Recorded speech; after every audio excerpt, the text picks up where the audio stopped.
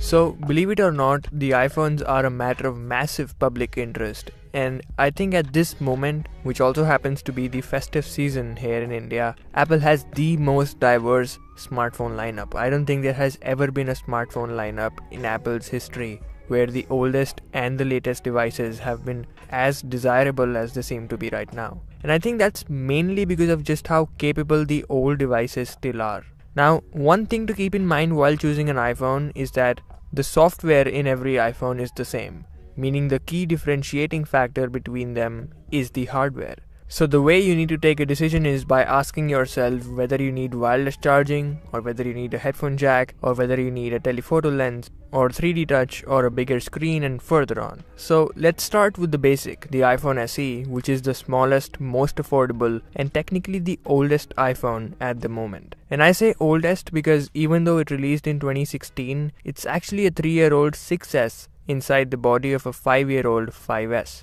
And the challenge in using the SE is not the actual hardware, but that size. The hardware for the most part is still great. The processor is still really capable, the camera is still pretty incredible, there's still a headphone jack, and that industrial design is a masterpiece. But it will only be good if you are comfortable using such a small phone, such a small screen, and such a tiny battery. I actually did a dedicated video on the SE just a couple of months ago in which I spoke about all these things in depth. I would highly recommend to check that out, but in case you're just not comfortable with such a small phone, the iPhone 6 might seem like a right choice, but I would insist to skip that one and go with the iPhone 6s. The 6s, even though it's slightly more expensive, has the second generation Touch ID, which is exponentially quicker than the first generation. It has a comfortable screen size and a bigger battery coming from the SE. And compared to the 6, it has most importantly a more powerful and durable aluminium frame thanks to Bendgate. It has 2 GB of RAM instead of just 1 in the 6, and a much better processor inside.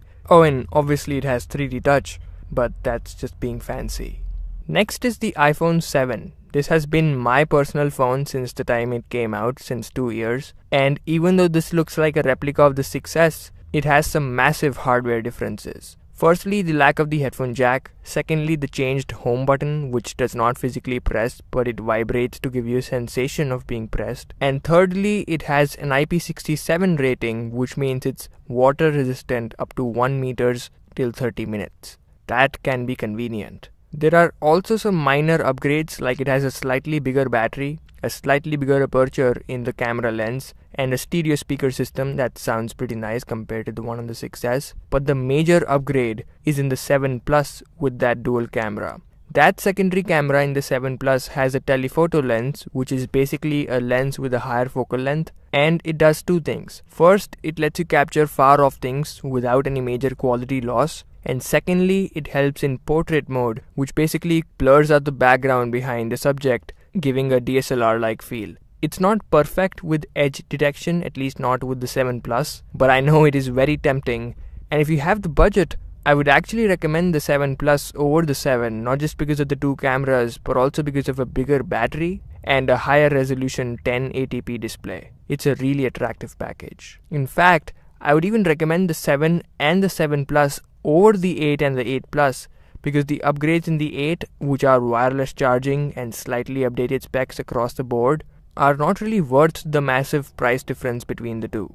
Also, the iPhone 8 and the 8 Plus are the last iPhones with the home button and those bezels, because post the iPhone 8 is Apple's new design language, the almost all-screen iPhones that don't have the home button, don't have Touch ID, but have a notch. I'm talking about the iPhone 10, the 10R, and the 10s. Now, the only reason why you would opt for the 10s is firstly because of that OLED display, and secondly because of the best processor Apple makes right now, which perhaps also happens to be the best in the entire smartphone industry. And the only reason why you would want to opt for the iPhone 10 is because you really want that OLED display, but at a lower price tag. I personally think that the most practical choice of the bunch is the iPhone XR. It is even cheaper than the 10, but has the processor and the camera of the 10s. In fact, it has an even better battery life than that of the 10s and 10s Max.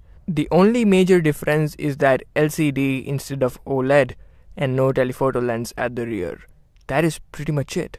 I've actually been using this as my main phone since the day it came out, and just last week I did an impressions video in which I spoke about that display and how it might or might not be a problem for a few people. It's linked below. For me personally, it's not a big deal. In fact, I think it's one of the most color accurate displays I've seen. My review should be out in a week or two, and even though I normally don't give out spoilers for my reviews, but for this video, I'm just gonna tell you that the iPhone XR is turning out to be a complete package. This is the cheapest of the bunch with the new design and is equally as powerful as the most expensive iPhone. So that's pretty much it. That's what I think should be your thought process while getting an iPhone. These are some of the most expensive phones in the entire phone market. So I would request you to get what you think you actually need and what will actually last longer. Also, these are delicate devices, and if you break them, Apple being Apple charges a really hefty amount to repair them, so it's better to stay protective. I'll leave the link to the cases that I use personally in the description, so make sure to check those out. Once you get those, you're basically sorted.